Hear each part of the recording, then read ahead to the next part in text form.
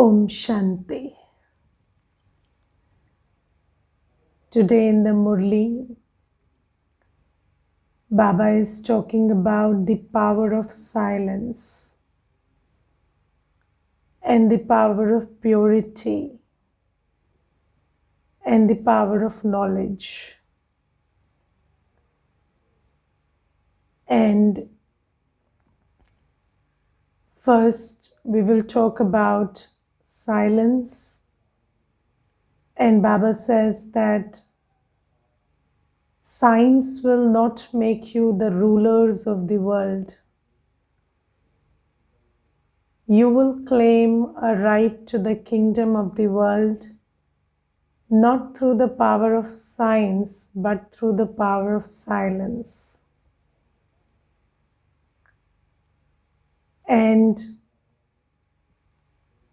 when you have the power of science, you have access to control over the 5 elements of nature, because science is all about that.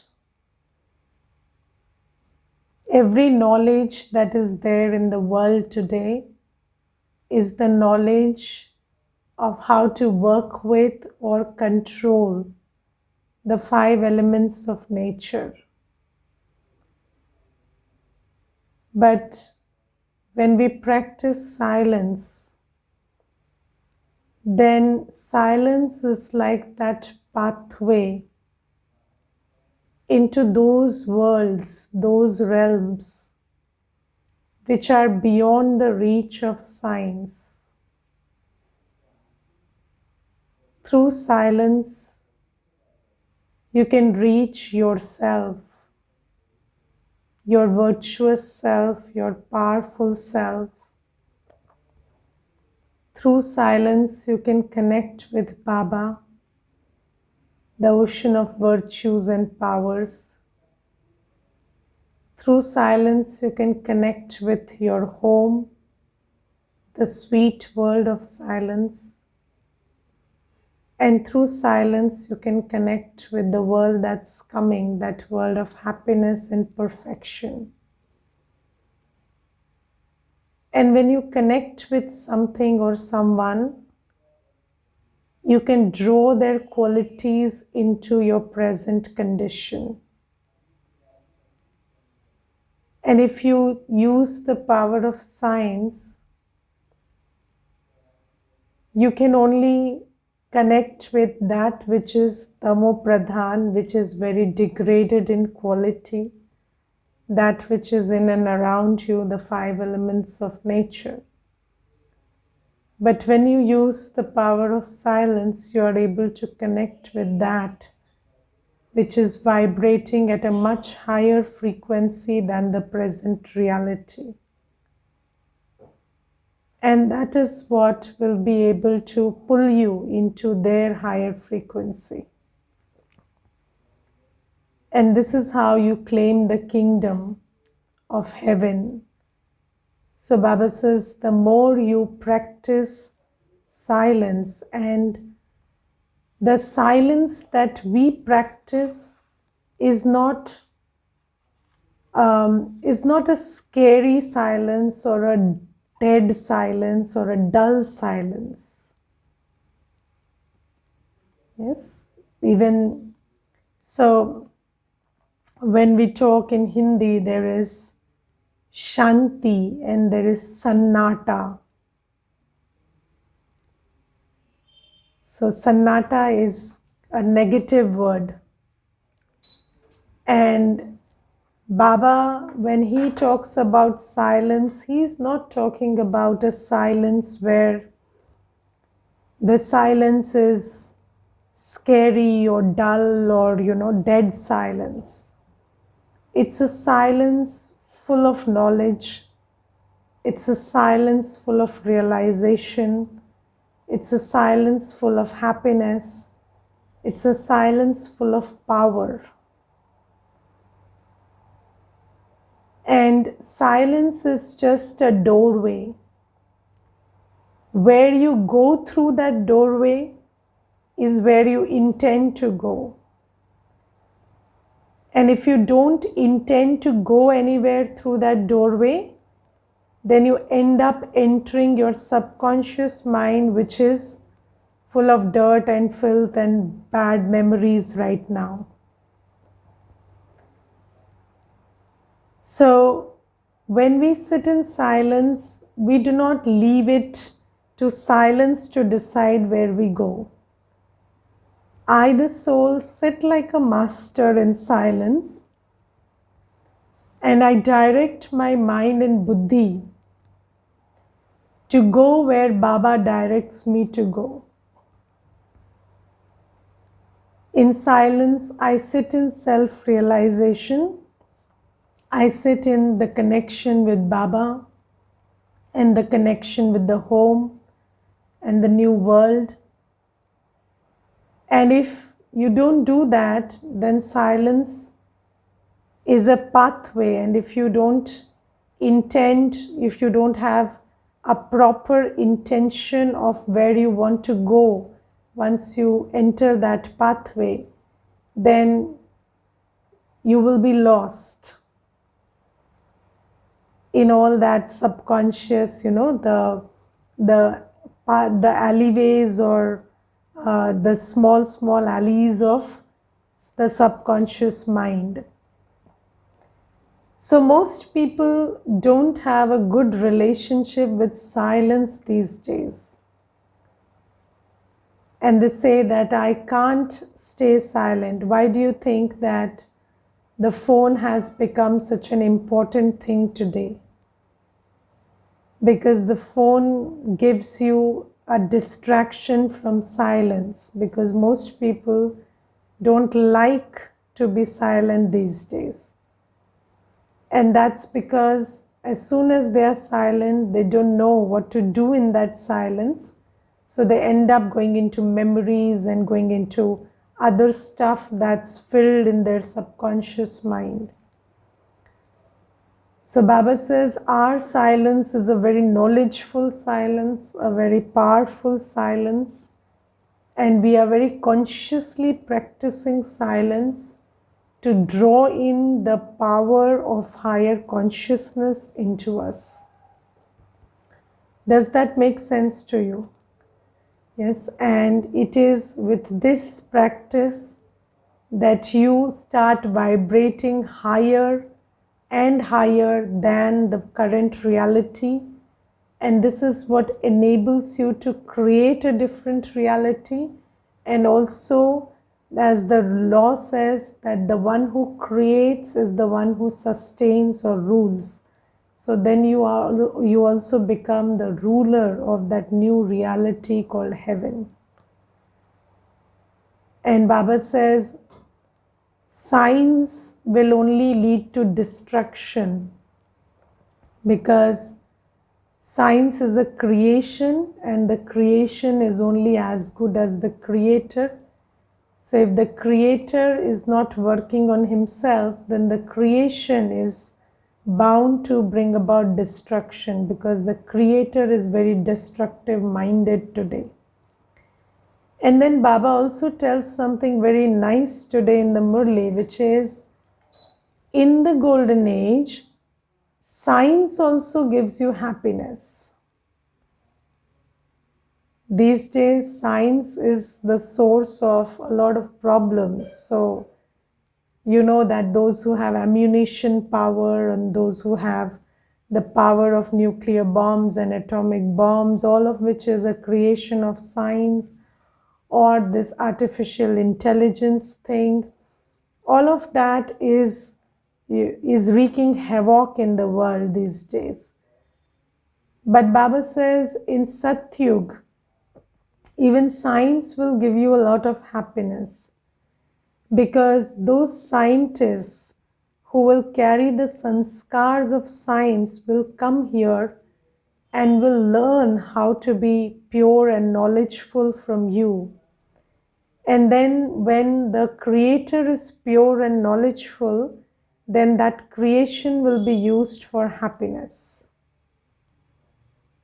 So those sanskars will also be developed here. And in Brahma Kumaris, we serve different sections of this society through wings. So there are 18 or 19 wings in Brahma Kumaris. And you must know all this because you are a Brahma Kumar and Kumari, and you are family. So you must know everything about your house.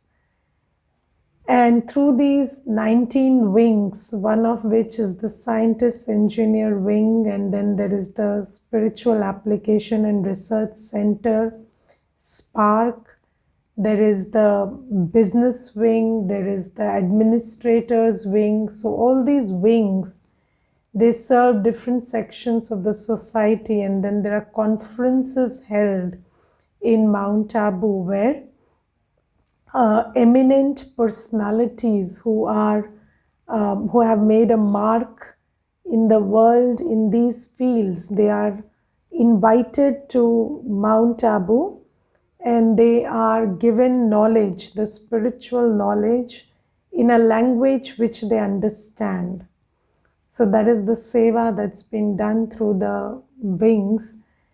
And in those wings, so Baba, we started this seva much later on the directions of Baba, and these wings are an attempt to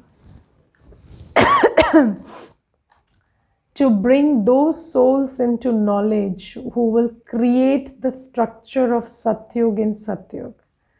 So, there will be souls who will rule the kingdom, and those souls are pure Rajyogi souls.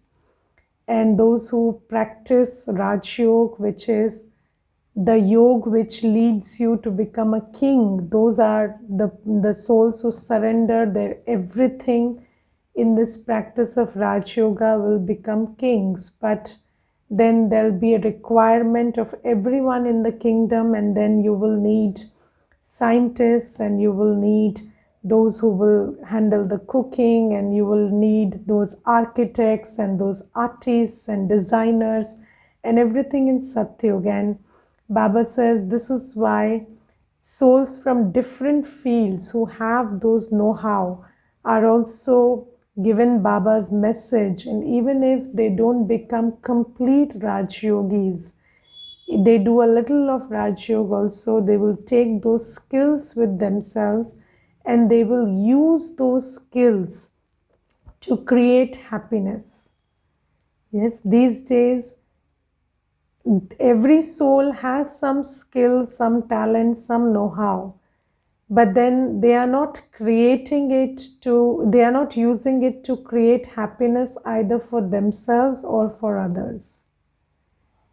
Yes, and then when you get in touch with your original nature, you start using those same skills for creating happiness for yourself and others. And I will tell you something in this connection. So some days back, there was this sister, and she told me, in these days, being talented is a curse. And I said, why? So she said, you have to do all the work. So if you don't know the work, it's a good thing. And if you know the work, it's a bad thing, because even in an office where there are 5 people on the same post, if you are talented and you know the work, you are burdened with the work. So I said, do you know that you're wishing that you become a fool? So, so if you are sending negative energy to your talents, then nothing will stay if you give it negative energy. Yes. So if you just keep telling your skills and talents that you are the one making me miserable, then they will soon leave you. And do you want that? Are you making that as a conscious choice? So then she started thinking, and I told her that it's not your talent that's making you miserable, it's your attitude that's making you miserable. And it's not, and if you think that doing less work is the ultimate aim of life, then how will you create good karma or give happiness or earn happiness?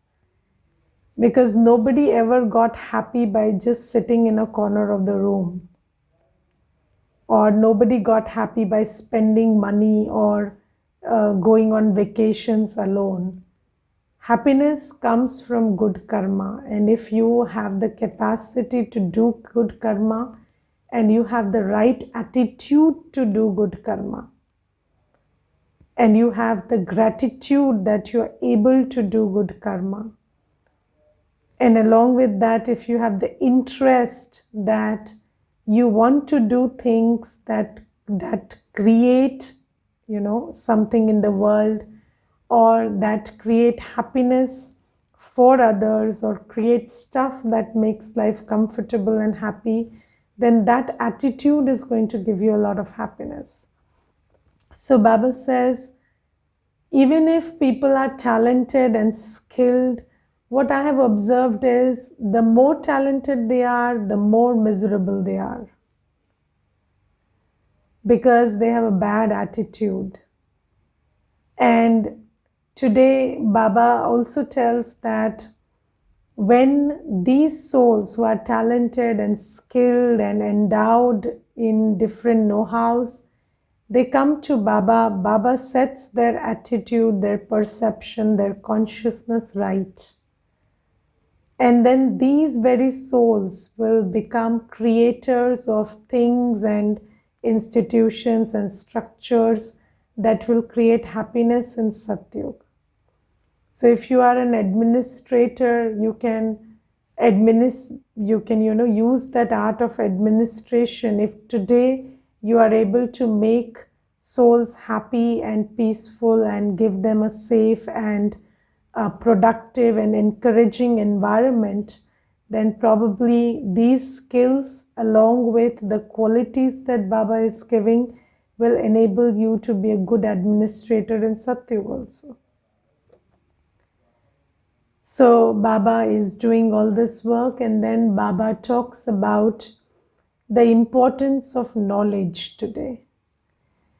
So we understood the importance of silence, and then Baba is talking about the importance of knowledge. And Baba says that the study is very important. Yes, and Baba in the question today says, what attention must you pay to make you worthy of the kingdom? And Baba says, if you pay full attention to the study, you can receive the kingdom. And do you know what the Murli is? The Murli tells you everything that you need to do in order to become a king in a pure kingdom. So the Murli is the whole scripture which is giving you the knowledge that you need to know, the knowledge of yoga that you need to do, the knowledge of all the dharana, all the things that you need to imbibe, all the sanskars that you need to imbibe. And it's also giving you knowledge of how to do seva to earn punya karma. And what I find these days is children don't read the Murli.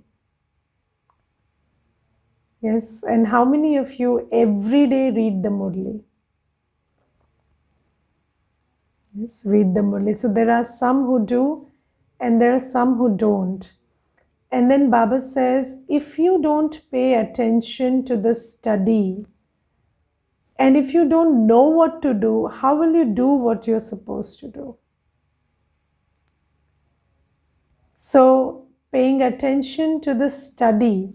So if you want to go for a practical session, you have to have clarity about the theory.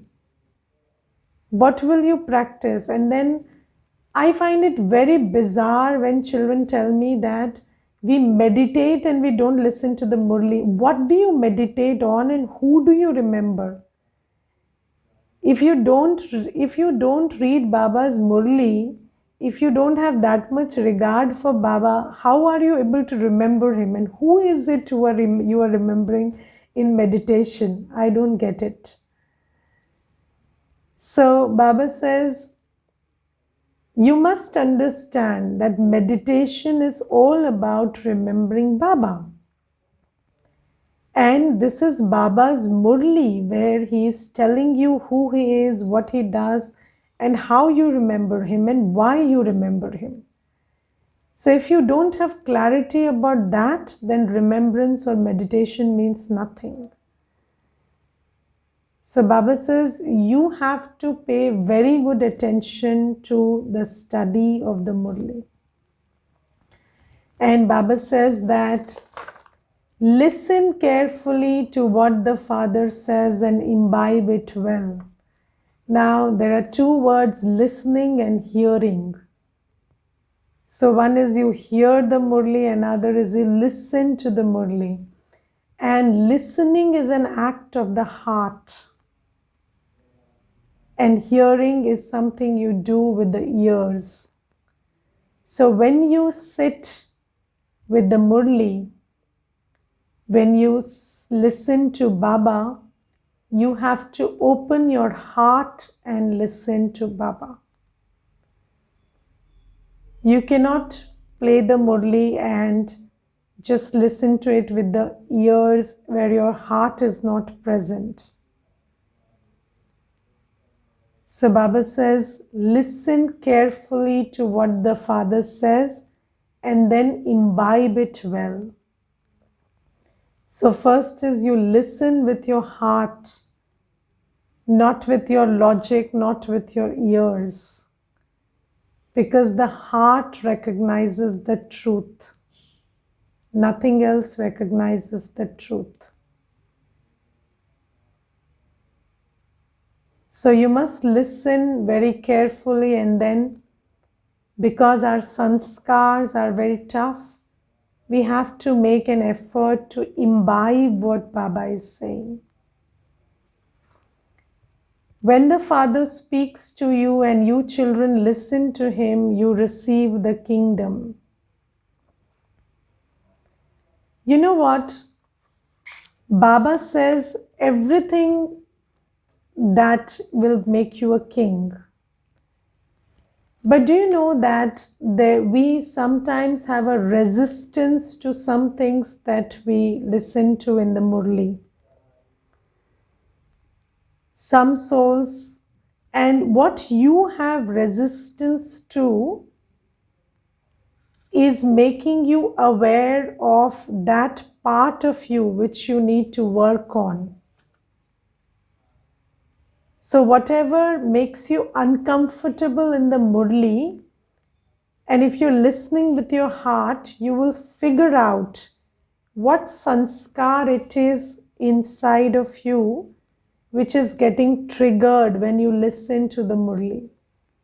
And the more you embrace it, the more that sanskar will go away. When you start listening to the Murli with love and doing as Baba says, this is that Murli which will get rid of all your weak sanskars, which will make you get rid of all your weak sanskars. And I always like to put the Murli as a hydrochloric acid. So, you know, the Murli is like hydrochloric acid, and wherever there is an impurity in the soul, it will burn. And only the pure part of you will able to resist, you will be able to survive the Murli. And whatever impure is there in you, it gets burning when, as soon as you listen to those words. And then you must know that that's the impurity, and then you work on it. If you have lust inside of you, you don't like Baba talking about purity. And I have seen people jumping up and down whenever they listen to purity, listen about purity in the Murli. And they get furious about this whole thing about purity. Why? That is a kami, that's a lustful soul. And then when Baba talks about peace, if you are a krodhi, Yes, you don't like it. You don't like the idea. You think that Baba is telling you to surrender or accept defeat, or your mind starts wondering, why should I be the one to make peace and all of that, because that's an angry soul. And why do children not read the Murli? It's because of these things. And then you have greed, and Baba talks about supporting the yajna, and you don't want even to give a penny to the yajna, and then you feel uncomfortable listening to that Murli. But that's greed, and that's what keeping you, that's what making you kangal in the first place. That's what's making you bankrupt in the first place, because your money is not being used for good purpose. And then you have attachment, and Baba talks about children and spouse, and Baba talks about, in the Murli today, Baba is talking about whatever creation you are creating right now is going to get destroyed, and you don't like it because you are attached to your creation. You are attached to the house you've built, you are attached to your children, you are attached to stuff, and then you don't like it. And then you don't like humility if you are an egoistic soul. And how many of you had a problem when you heard today's blessing, where Baba talks about just say first you first? Yes. And then when you listen to that, you start thinking about all the people who you can say you first, but then you start questioning, what if I tell them you first and they jump at the opportunity, and then I'm left with none? And just like Baba says, no, when you say you first, they will say you first, but what if they don't? And you offer them a seat and they don't offer it back to you, and they just sit on that seat, then what? So that's a soul with ego.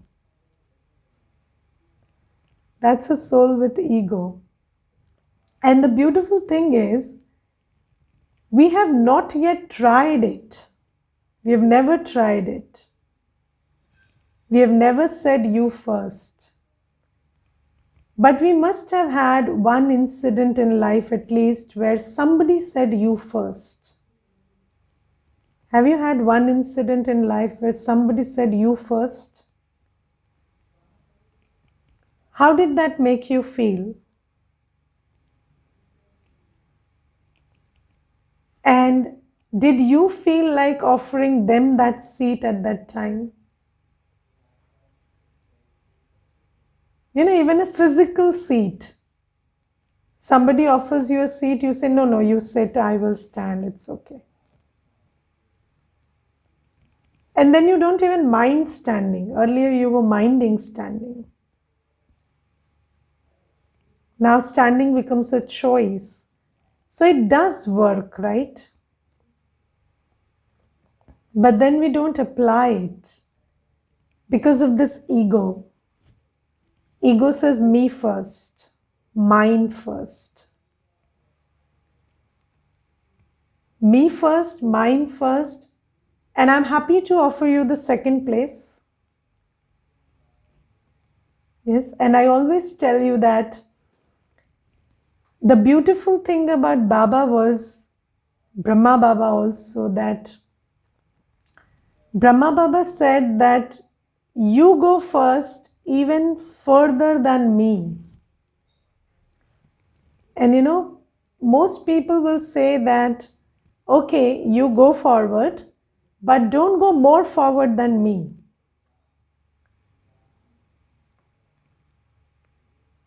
Yes, I will give you credit, but I take credit for 5 things, I'll give it to you for 1.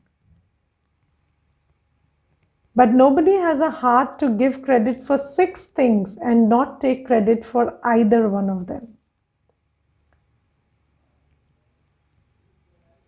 And that is the beautiful thing about Brahma Baba. Brahma Baba gave credit to the children for everything. He gave away every credit. So, when we have a resistance to something that Baba is saying, that is a window into our own sanskars. And if you just listen with your heart, open your heart, work on your sanskar and just open your heart and then listen to Baba and do as he says, you will get rid of that sanskar.